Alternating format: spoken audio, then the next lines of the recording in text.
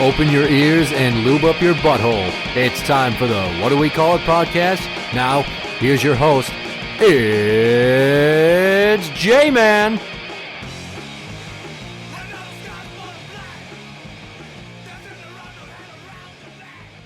Welcome to the What Do We Call It podcast. I'm J-Man. And I'm number one fan, Timmy. Episode 300. 300. It's a big deal. It is. So much like with episode 200 being a big deal, and I gave you the floor, here we go again. I'm giving you the floor. And I will preface what we're going to talk about by stating that we've had a conversation recently about, I don't want to say an issue or a situation, but the state of things at your house involving your stepdaughter. Drama, yeah. Ready, go. Drama within the last years. We were talking about things, and she was talking about lesbians and gays and stuff like that. And I was like, oh, yeah, you love who you love, you know. It's a natural thing. And then she was asking me about trans people. And I was just like, well, officially, you can't just magically change your sex. I mean, just because you're dressing like a girl doesn't make you a girl. I don't know if it so much makes you mentally ill or anything like that, you know? I mean, kind of to each their own and everything. Hang on one second. I will say that as much as people get called transphobic for discussing the nature of gender dysphoria, there is merit to it, how it has been explored over the years. I mean, just think about it. You're born biologically a male, and at some point you go, I don't feel like a male. I feel like I was meant to be female. So now I'm going to identify as female. I'm going to dress female. Some people are even going to chop their dick off. Yeah, some people go the full surgery and everything like that. Yeah.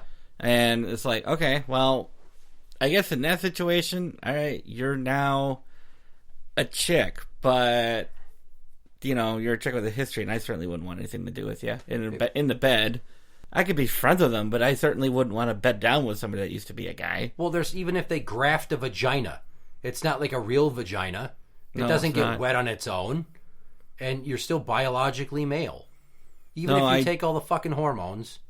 A girl I went to high school with, her sister is trans, and she went from girl to boy, and it's just like, I'm sorry, but every time I look at her, you know, like see her on Facebook or whatever occasionally pops up, I don't see Devin. I see previous person. Don't you dare dead name them. I don't understand the fucking anger over that. Like, somebody might accidentally still call Caitlyn Jenner Bruce Jenner. Now they're still going, and Bruce Jenner. Well, that's just a don't. You can hear the inflection of condescension and intolerance in that. Yeah. Well, that's just like, don't assume my gender. Well, I'm sorry, but if you look like a female, you sound like a female, you have breasts, you're most likely a female, you know? Quack like a duck, walk like a duck. Not anymore. Well, not anymore. Well, that's because, I'm sorry to say, they're not in grips with reality. You can actually gender assume somebody accurately, like up to like 90%. It's just those occasional ones that throw you for a loop. So, but I'm talking with Drama about all this, and then she starts getting onto genders. Mm-hmm. And I'm just like, okay, well, what do you mean? She's just like, well, there's all these different genders out there. You know, there's this, you know, like Kai and all the other ones. I'm like, why are you even worrying about this? You know, you're not even a teenager yet. And then she started saying something else. I was like, well, wait a minute. Are you trying to tell me what you identify as something other than female? And she's like, well, I can't remember exactly what she said, but it was something to the effect of, I don't identify as female, and she wants to be considered non-binary. Yeah, something to that effect. And it's just like, are you fucking kidding me? I understand she's turning into a teenager, and she's going through puberty, and things are changing. I get that, and not comfortable with it.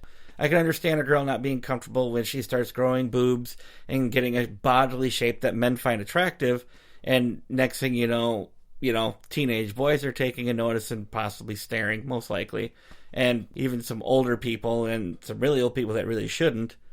So I understand how that's, you know, uncomfortable. But that shouldn't mean, like, I don't feel like being a girl because I'm uncomfortable being a girl.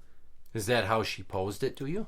Kind of. She said she doesn't really think that she's a girl. She's uncomfortable being a girl. Which is why I think further down the line, this could just end up ending. But we used to just call that a tomboy.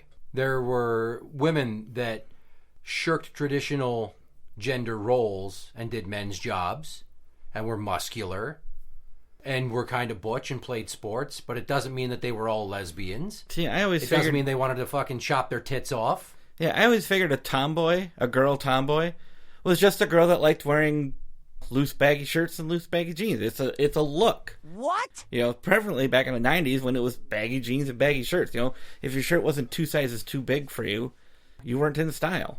I always kind of figured out for tomboy. I never looked at a girl doing a man's job as a tomboy. I figured that's a chick that wants to do that for a living.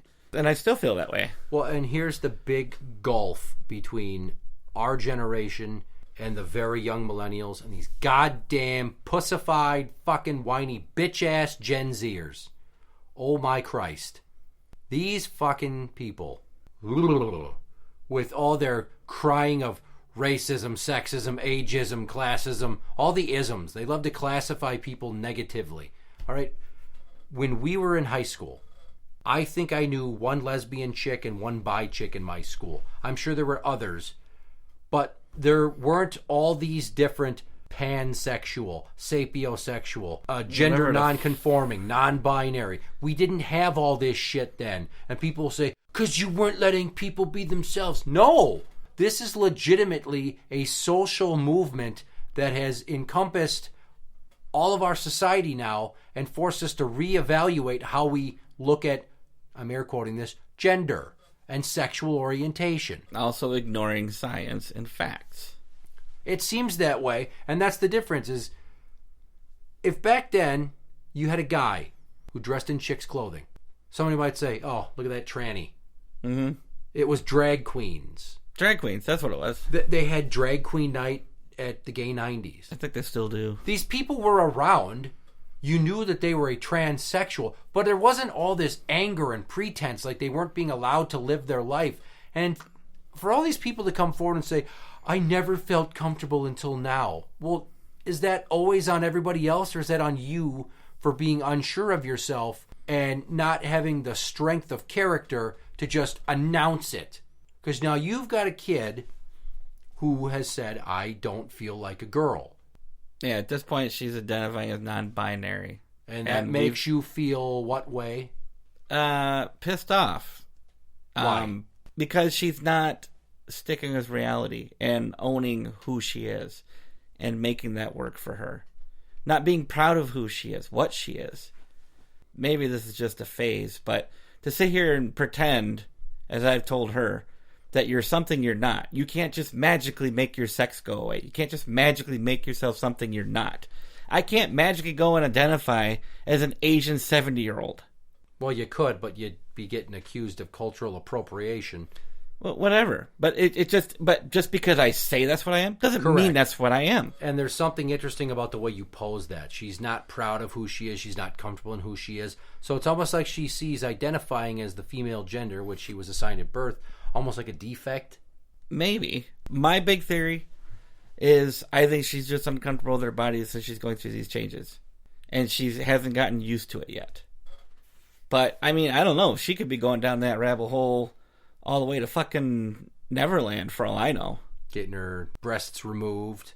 Getting her breasts removed, changing her name to something more butch, and then wearing a name tag with her pronouns on there, they, them, or some shit. Oh, that shit gets so tiring. I mean, it's like, I'm sorry, it's the world is, in that regard, pretty black or white. You're male or you're female. There is no third direction, fourth direction, fifth, sixth, seventh. And it seems to be like these are the same people that tout science for global warming and all that. But when it comes to, well, what about science and biology and genders and sexes? No, it's about their feelings. Yeah, it's what it is. It's about their feelings. Well, I don't feel. Well, you need to make an argument to me about this gender thing that doesn't involve the word feel. Show me scientific data that proves your point. There isn't any. There never has been. It's like, I even got in this discussion with Mrs. Number One Fan. She's like, what about in those amphibians that are all males and one turns into a female? Or vice versa. And I was like... That's science. That's an evolutionary process. That's an evolutionary process, but you can't compare amphibians to humans. way more complex. Yeah, if a chick lives amongst all other chicks, like on an island, like the Amazons and Wonder Woman, one of them doesn't just like make their clit get bigger and technically grow a dick. No. And it's never happened in humankind. It's documented. And it's pretty well documented, if it would have been, I'm sure. And when we had this conversation, I related to you like this. And admittedly, I immediately got super defensive and almost started scolding you. Yeah, you did. I think part of it was you're trying to calm me down, because I was going on a tangent that if I repeated any of that to Drama, then I would have real big issues. Yes. I stated it like this. When I was working at the Adolescent Psych Hospital, we saw a great number of non-binary or trans kids. It's incredible how much of that is going around. And honestly, I blame the schools for having this blanket sense of encouragement that as soon as somebody starts questioning, they get behind it and almost push them to accept it because they want to be seen as being sensitive to their needs. When in reality, this is a child. This is not an adult. Our brains keep growing until we're anywhere from 26 to 30 years old. So technically, you're not fully developed until you're almost 3 decades old, and you're at this young adolescent age making the decision to completely throw everything away about your gender identity to claim this new one, and you're going to throw a fucking tantrum about it. And I don't think enough time is spent really examining the long-term consequences of letting these children seek hormone blockers during puberty, saying like, well, if they take it now, it could be the difference between years of reversal of hormones in their 20s. Okay, I see your point, but you're still trying to change a child. That's a fucking child. Yeah, let that child get old enough to make that decision. They don't fully grasp the gravity of what they're doing.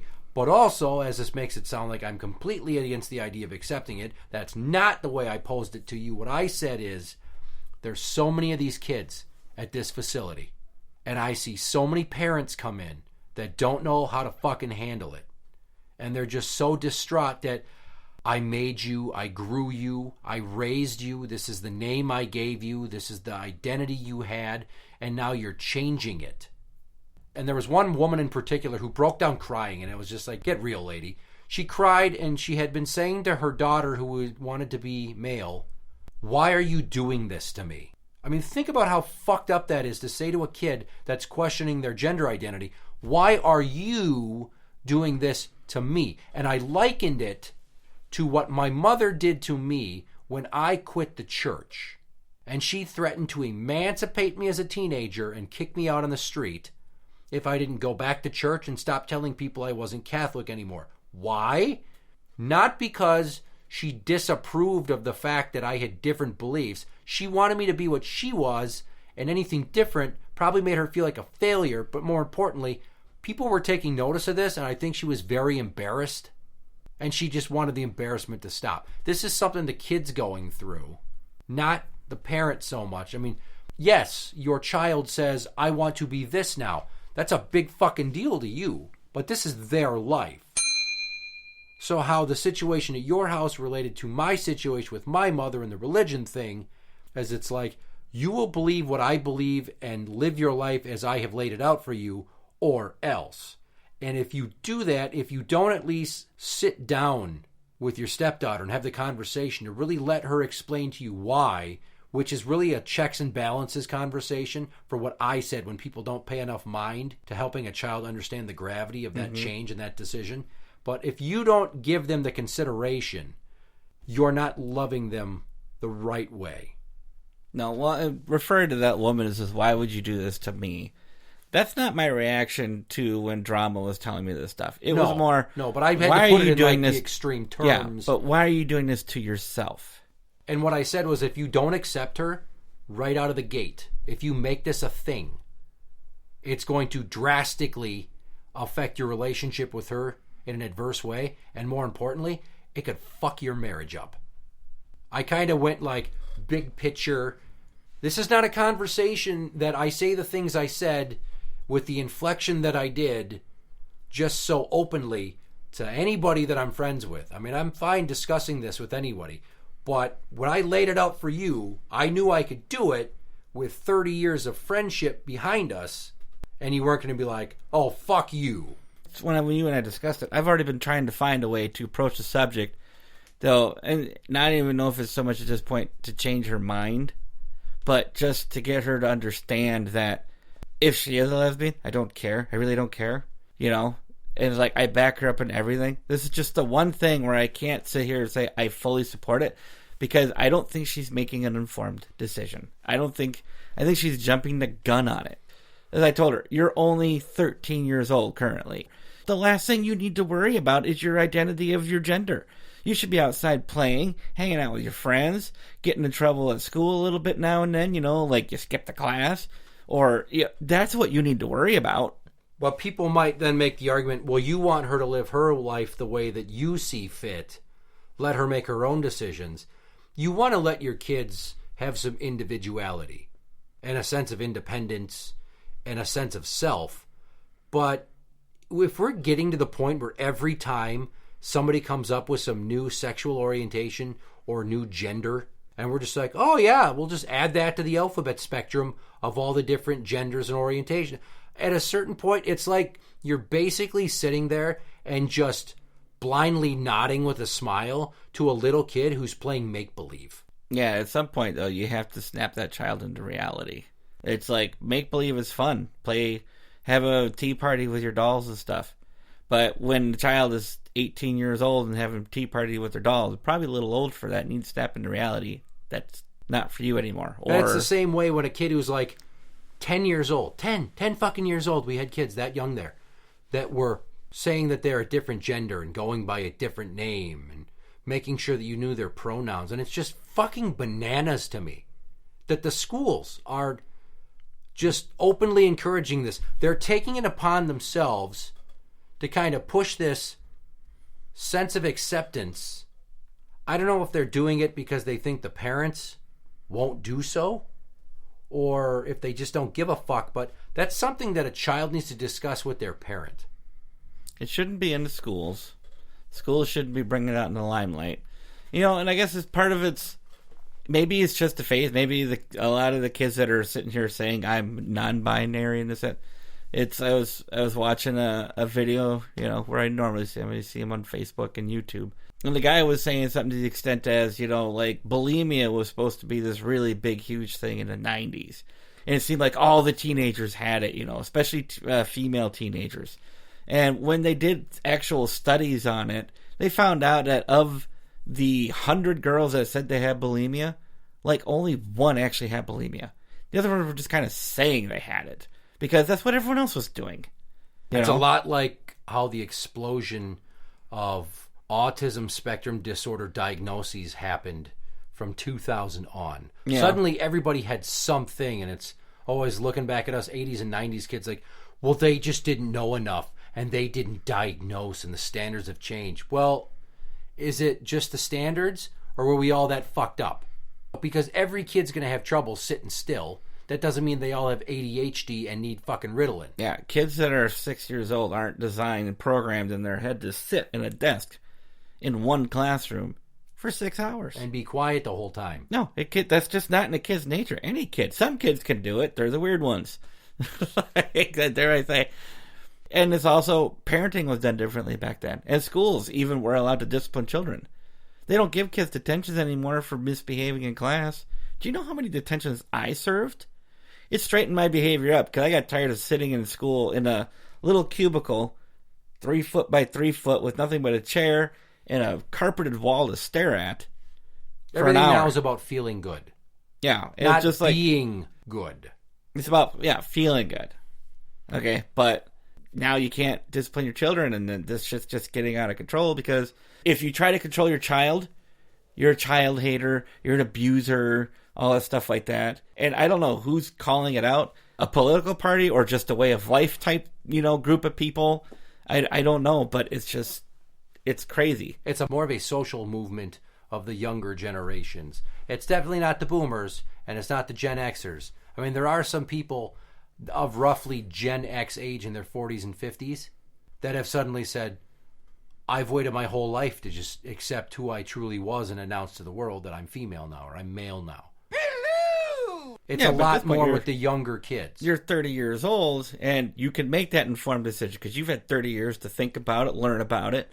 But a 10-year-old, a 13-year-old, even a 15-year-old, come on, you don't know. You don't even know which side of the sandbox smells the worst. But that's the funny thing is they're saying, well, you have to stop it before puberty takes hold or it makes life more difficult for them down the road when they do transition.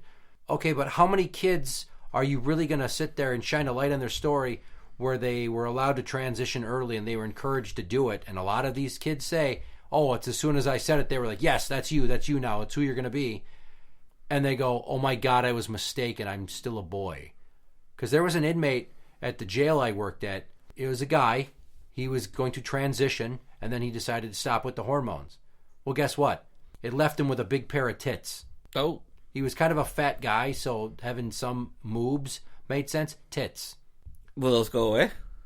Probably not. Oh, dear. Not without having surgery. So we housed him with the males. Conversely, we had some dude that was, totally considered himself female. Still had a dick. Guess what? Housed him with the males. Well, we're kind of going on a tangent. Yeah. The important thing about this episode, if it's not clear, and Tim had this situation, and he looked at it through the lens of somebody that's our age, that was raised our way. And that's something that you and I and people that are very young Gen X or Xennial or very old millennial are having to deal with, is the way that the change in social norms and mores is outpacing our ability of people our age to adapt, and then we're being made to feel bad about this, and we want to be supportive, and we want to make sure that informed decisions are being made. Education is being given to these kids about the long-term ramifications of these choices, but then they just want us to say, yeah, okay, that's you now, fine. You got to be kidding me. As a parent, you can't just do that shit. The school can, sure. There's no stakes on them. A doctor or a therapist might still just be like, well, you're going to make this person anxious and depressed, and what if they kill themselves? Okay, well, what if they decided that they wanted to worship the sun and the moon, and if I didn't go along with that shit, they were going to kill themselves for that? There's any number of reasons that could lead a person to be depressed or anxious. But I do think that too many people are far too accepting right out of the gate to just say, yes, that's you now. And they're not focusing on the fact that gender dysphoria, it's a real thing. People will think they are the wrong gender, but it's a symptom of a disease of the mind.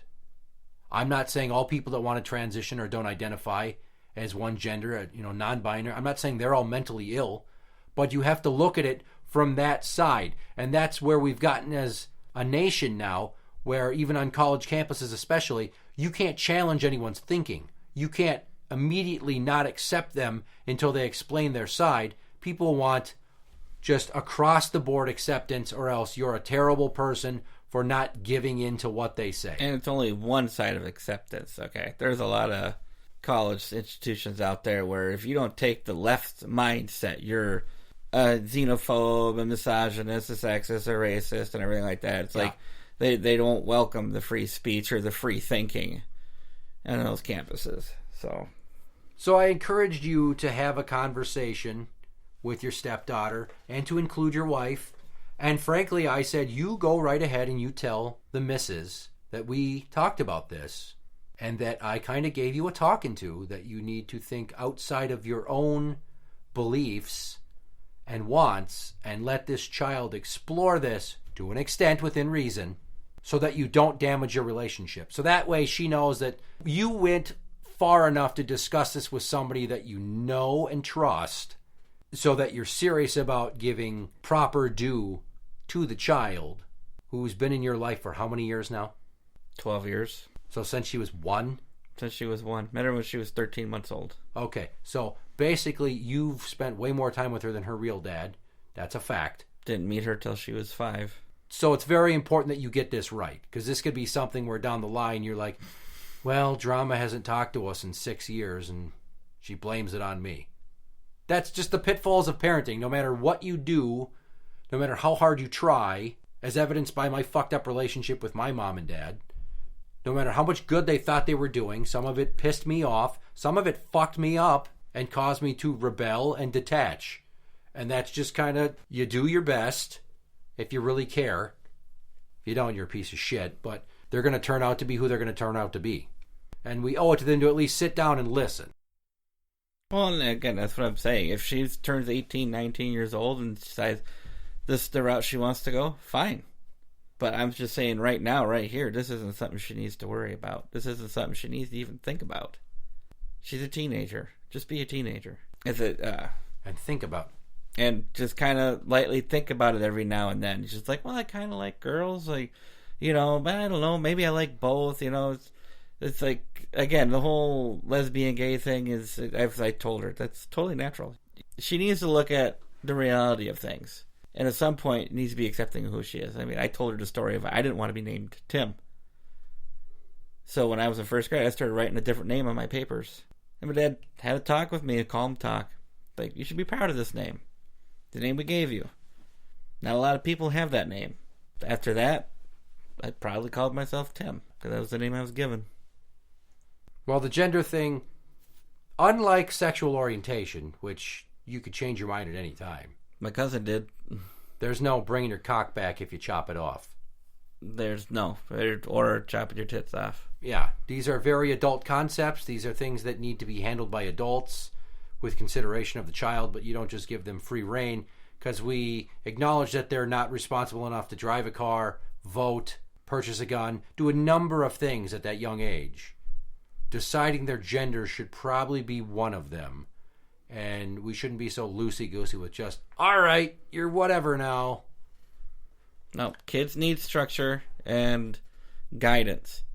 If you just let the kids make all the decisions, well, that's kind of what you get, what we got going on right now. Yeah. Interact with the show on Twitter at What Do We Call It? That is at What Do We Call It? You can find us on Facebook at facebook.com/group/What Do We Call It podcast show. For the What Do We Call It podcast, I'm J-Man. And I'm number one fan, Tim. And that's the end.